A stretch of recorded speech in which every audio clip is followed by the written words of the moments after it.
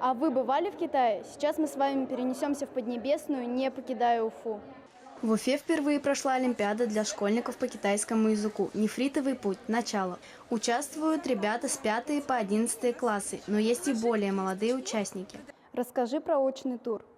На научном туре первое задание было то, что нужно было прочитать текст и ответить на вопросы. Это задание было нелегкое, но справился.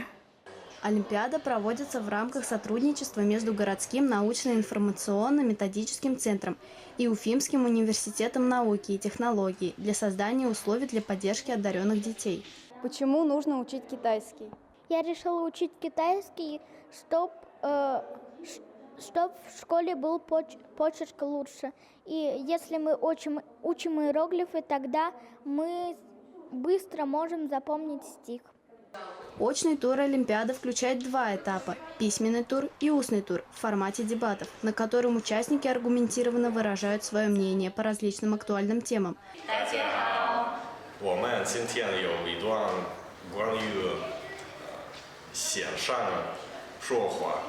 А еще студенты Высшей школы лингвистики, зарубежной филологии и перевода подготовили для ребят красочный концерт.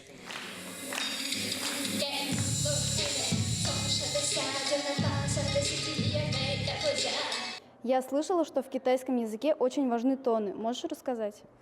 Ну да, они важны. Ну, например, сейчас ни, он в третьем тоне, и это переводится как ты. Хао, ну тоже в третьем тоне, но если соединить их, получится привет, ни хао. Поздравляем победителей! Их на этот раз 10 человек, 3 первых и вторых места и 4 третьих. Надеемся на позитивное развитие Олимпиады в будущем. И вы тоже, телезрители, учите языки и участвуйте в подобного рода интеллектуальных состязаниях. Так лихо говорить на китайском языке – это весьма полезный навык нашего времени. Научиться этому реально. Амалия Нуреева, Дан Хамитов специально для «Горы новостей».